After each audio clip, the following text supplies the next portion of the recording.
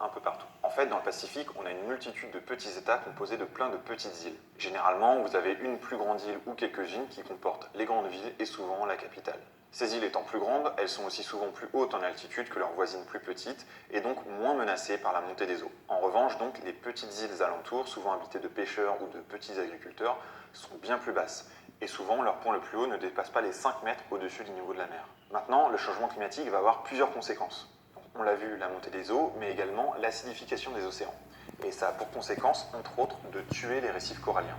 Le problème, c'est que ces récifs, non seulement protègent les côtes en cassant les vagues et donc en empêchant l'érosion des terres, donc avec leur disparition, on a un phénomène de montée des eaux couplé à un grignotage des côtes, et ensuite, on a également une perte énorme en ressources en poissons, puisque ces récifs agissent véritablement comme des nurseries pour toute la faune sous-marine. On a donc là un impact direct sur les nombreuses populations qui vivent principalement de la pêche. Et ces populations sont achevées par la hausse des températures qui ont un impact également sur l'agriculture. On se retrouve donc avec des habitants qui voient leurs îles peu à peu disparaître, ainsi que leurs ressources vitales. Donc beaucoup finissent par émigrer vers les plus grandes îles, vers les capitales.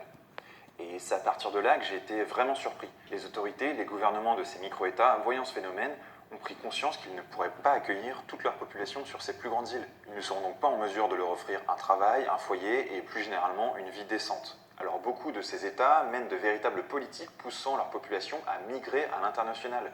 En gros, le message c'est on est trop nombreux et on n'a plus assez de terre pour tous vivre ici, alors allez tenter votre chance ailleurs. Et pour aider ces populations à partir, ils sont soutenus par des ONG qui les aident à former les travailleurs aux emplois demandés à l'étranger. Ils essaient aussi de créer des liens avec les diasporas locales pour faciliter la recherche d'emploi. Et des demandes ont été faites par exemple à l'Australie, à la Nouvelle-Zélande ou à la Corée du Sud pour faciliter l'obtention de visas de travail temporaires aux habitants des îles du Pacifique. Bref, je trouve ça dingue qu'aujourd'hui, des pays anticipent leur incapacité imminente à héberger leur propre population et donc la préparent à quitter le pays. Et ça